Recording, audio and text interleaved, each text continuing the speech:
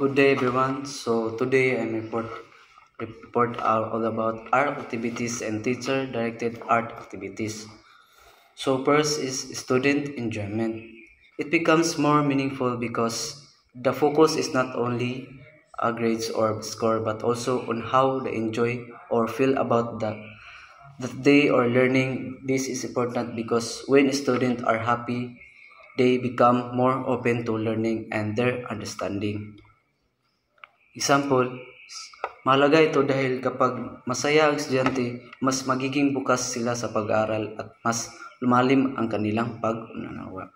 So, number 2, process, observation, documentation, and discussion. Assessment is a way to make learning enjoyable and to allow students to express themselves. It focuses on the process, observing, documenting, and discussing to see and measure their process. Here is in progress. So when we say observation, document, discussion, we talk about observation is example. The teacher observes how the student create a poster, how they plan, and how they use colors. Next is documentation. Example, the teachers collects the student drawing and project and places them in their portfolio as evidence or progress. Next is discussion. Example, after our group activity, the teacher and students talk about that they learn and they express during the task. So, moto siya. So, number 3 is artist statement. When we talk about artist statement is an artist statement is a short explanation but the student about what they created it, and what they instead to express. O sa halimbawa, pahayag ang artist. So, gumawa ako ng larawang bulaklak kasi ito ang nagpapasaya sa akin. Gumamit ako ng makukulay na pintura para ipakita ang kasiyahan ko. Gusto kong makita ng iba ang mga simpleng bagay at pwedeng magbigay ng saya. So, moto siya sa artist statement. So, number 4, kindergarten and early grades. At young age, creating art should be fun and way to children to express their feelings and imagination. What matters is not whether the work is beautiful or perfect, but how they enjoy themselves and are able to express themselves. For example, si Maria ay nagkulay ng larawan ng bahagi gamit ang maraming kulay. Sabi niya, masaya siya kapag may ulan at araw dahil lumabas ang baghari. Makikita na natuwa siya sa paggawa at kaya niyang ipahayag ang kanyang damdamin sa pamagitan ng sining. So, moto siya ang example sa kindergarten and early grades. So, let's move to number 5. Children with special needs. Children with special needs learn more effectively when they are enjoying themselves and have the opportunity to express themselves.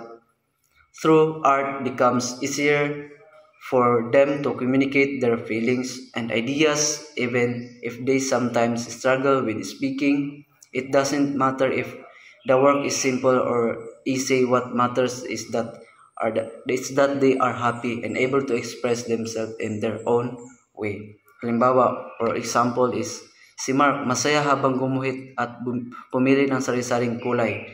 Bagamat hindi malinaw sa larawan ang kanyang ginawa, ipinakita niya ang kanyang kasiyahan at imahinasyon.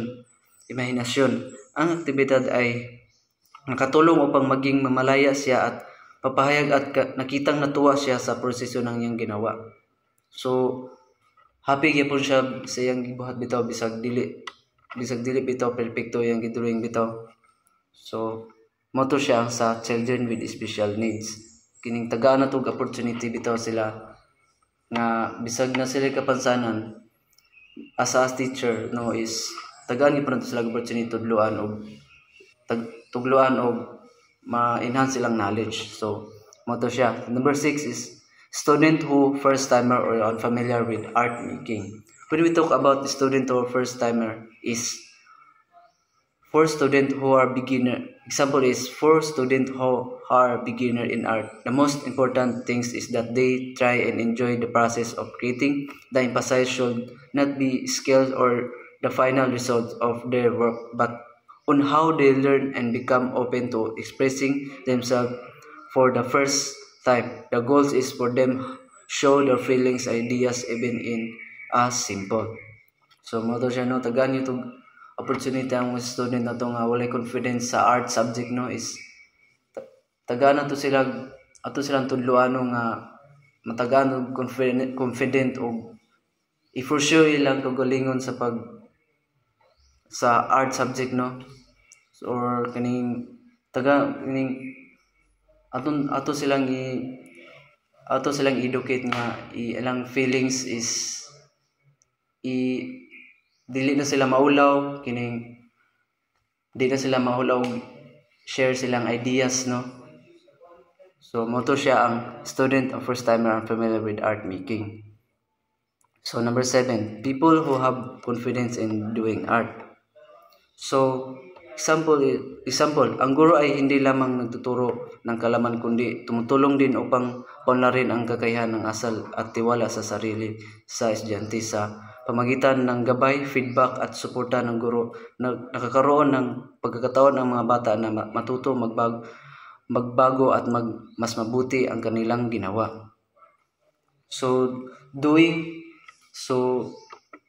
sa teacher no is ma-educate og ayo ang student no, ma-educate og ayo ang student no og kining maayo nimo sila pag kuan kining mas maayo nimo sila pag tudlo og pag motivate through nga maka-learn sila about art. So Number 8 is self-portrait and friends. That when we say self-portrait and friends, example is the teacher is not only impacts knowledge but also helps develop the students' skills, characters, and self-confidence through the teacher's guidance, feedback, and support. Children have opportunity to learn, grow, and improve what they do. Halimbawa, hindi nakatuon sa pagiging perpekto ng obra ang aktibidad na ito kundi sa pagpalakas ng tiwala sa sarili, pagpahayag ng emosyon at pagsasanay ng kanilang malikaing kakayahan habang gumawa. Nakikita sa mga estudyante ang saya at pagpahalaga sa mga taong mahalaga sa kanila. So, kung self-portrait no is kining nag-drawing ka sa nag-drawing ito ka sa imong kagalingon o sa the way nga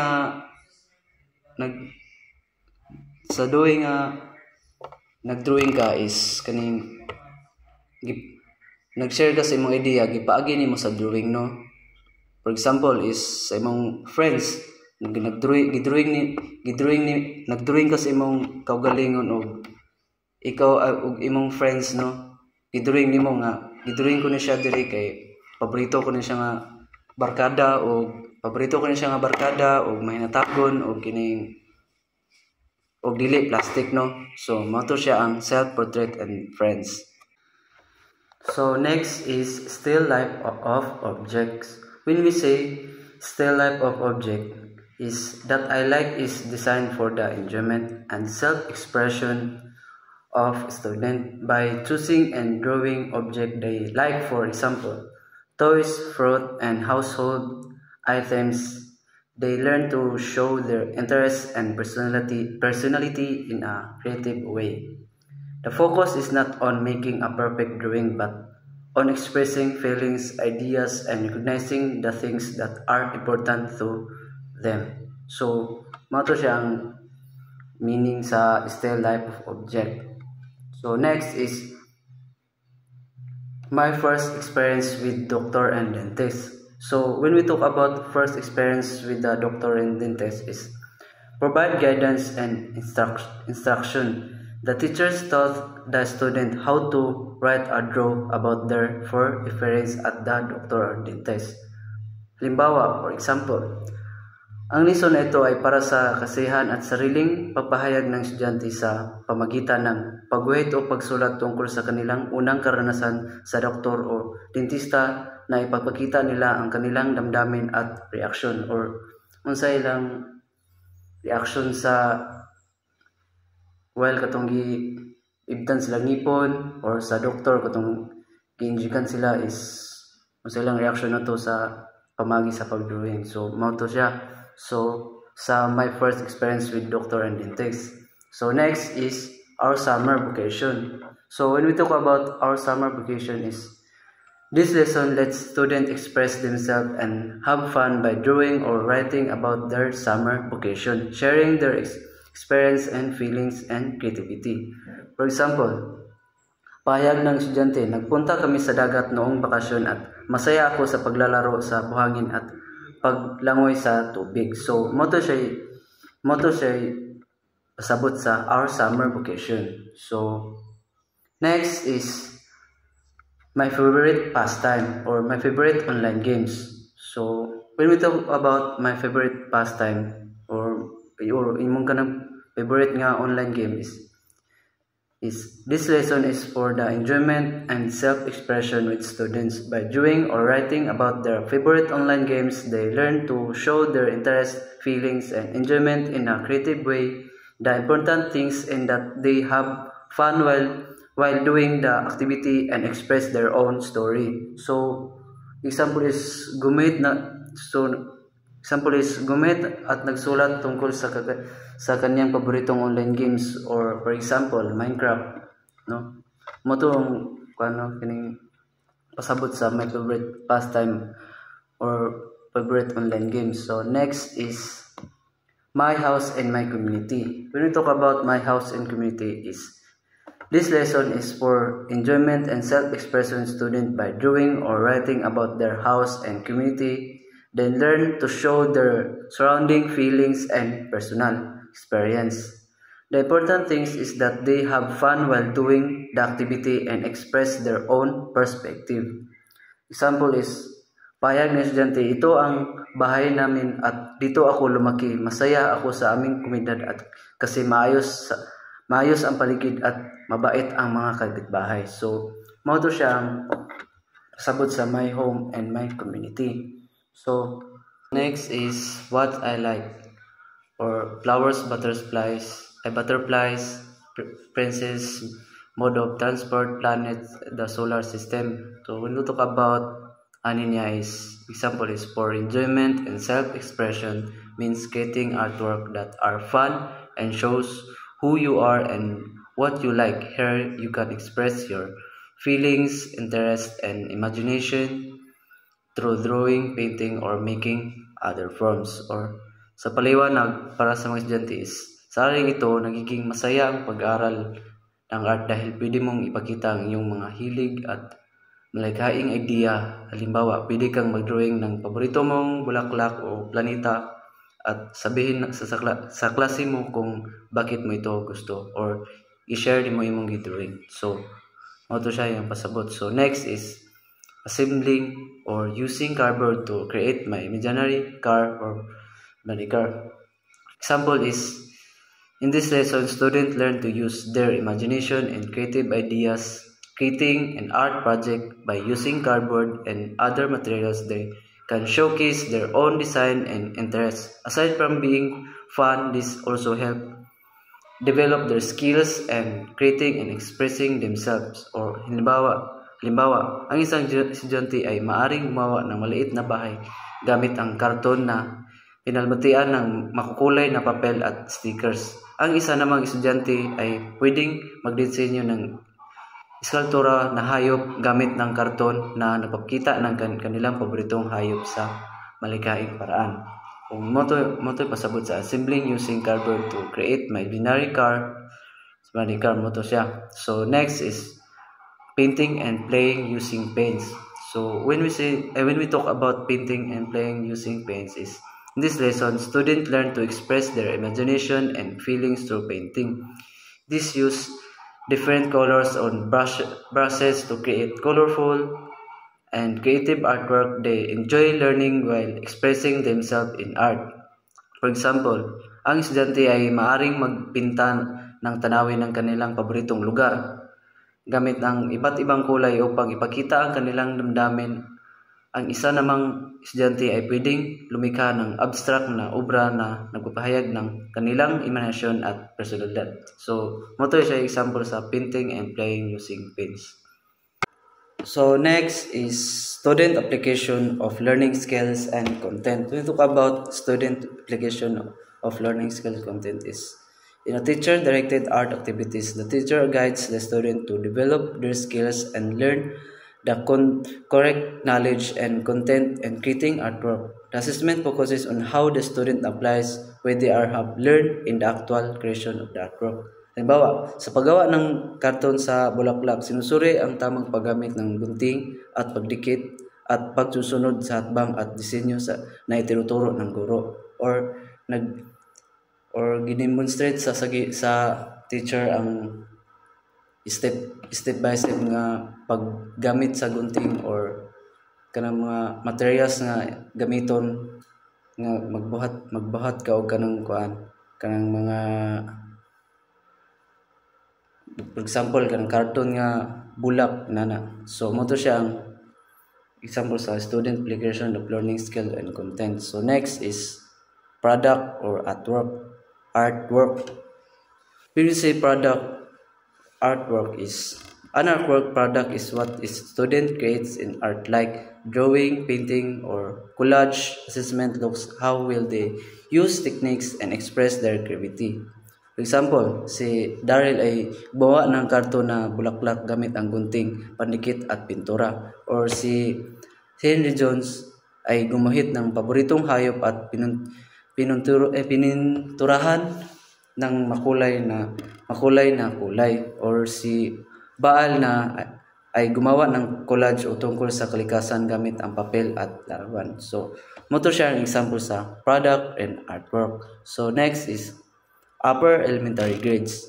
So, when we talk about upper elementary grades refers to the higher levels in elementary school, usually from grade 4 to grade 6. So, mas maraming inasahan kasanayan at kaalaman na ang mga estudyante, no? Kaya sa art, inasahan na silang sundan ang mas detalyadong gabay ng guro at makunawa ng creative o maglahing artwork. So, kuha na sila kaning advance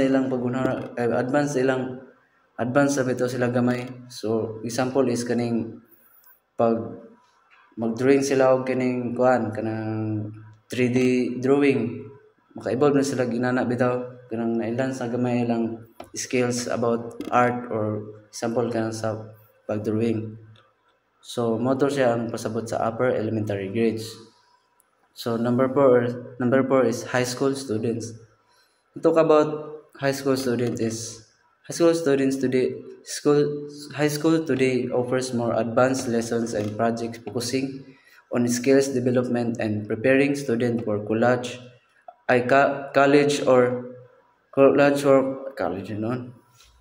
work in art. This include not just drawing and painting but also digital and 3D art. So kinis ang high school student no is kuana na siya kining advanced na ni sila kining kuana sila kining advanced na ilang mga ginabuhat bitaw nila kining creative na sila gamay ug enhance na ilang skills ug kaning daghan sila knowledge all about art. So moto ang sa high school students. So next is learner who demonstrate spiritual architect performance and creativity. Example is teachers directed art activity are guided by the teacher to help students learn proper and techniques and concept while developing their skills and creativity. So may sariling idea sa disenyo kahit sinusunod ang hatbang ng guro. For example na to siya. So next example is naipakita ang artistic skill at creativity ng estudyante na didevelop ang technical na kasanayan at pagguhit at paghalo-halo ng kulay. So na sila kining idea bitaw all about kining pag example kining paghalo-halo nimo sa lain-lain nga color, for example yellow green, imo na silang isagol is matawag siya og yellow green. Pero may na bitaw sila mo bitaw mo eksperimento bitaw kining mga color bitaw the way sa paghalo-halo. Mao na siya ang example sa learners who demonstrate artistic performance and creativity. So next is people who already have strong artistic and creativity foundation. So yes, they are creative but is not contest. It means they have advanced art skills and can come up their own ideas while following the teacher's guide. They are not beginners. They already have a strong foundation in art and art creativity. Halimbawa is kaning kuha na sila kanang isa ka student is creative bitaw kayo.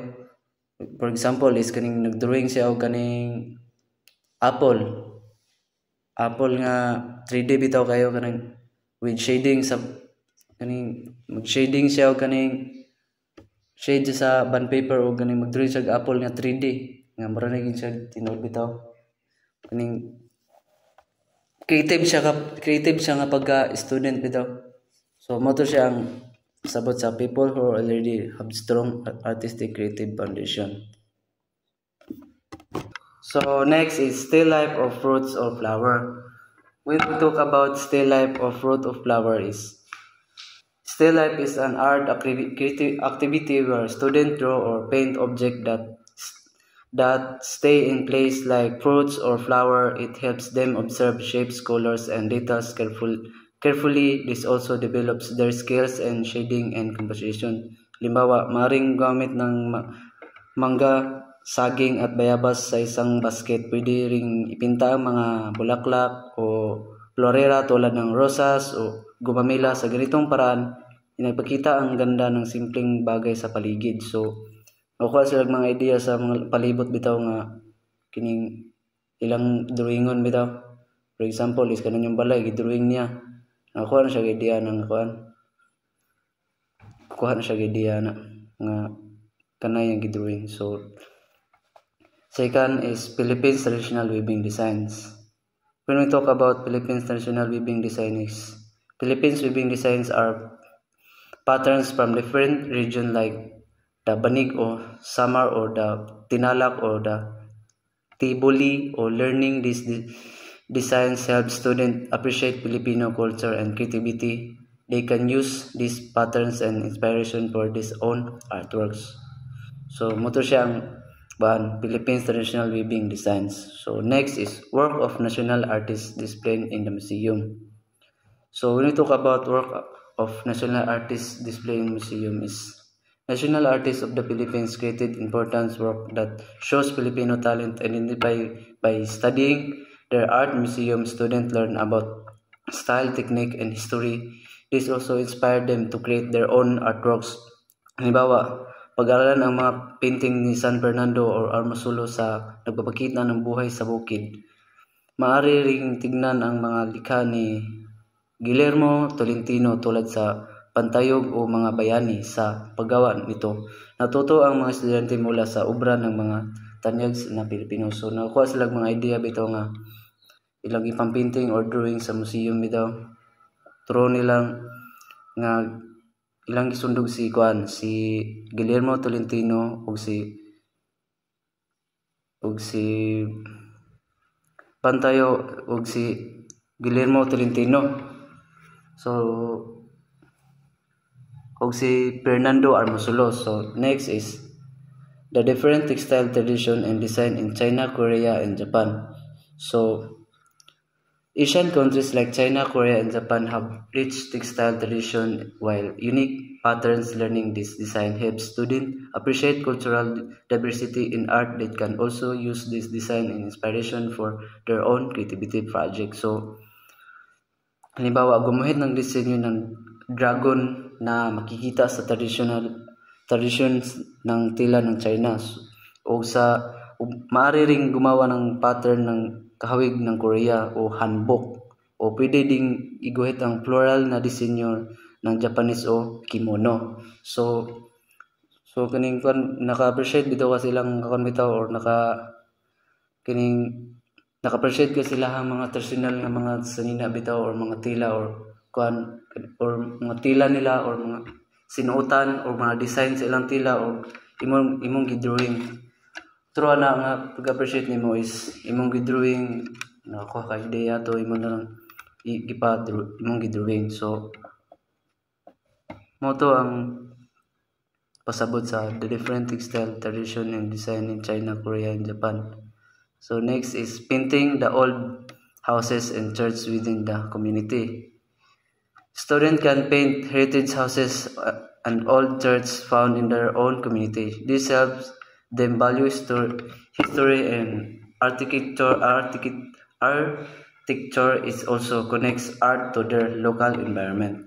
Halimbawa, magpinta ng lumang simbahan na intramuros o maaari ring iguhit ang bahay na bato sa vegan sa ganitong paraan na ipakita ang ganda ng makasayang lugar. So example ani is og kanang makita ka kanang mga balay nga makita kag mga balay nga di bitaw example is kaning makita kag mga balay bitaw nga dili bitaw kaning colorful bitaw is pwede nimo siya kuanon kining true nga imo siyang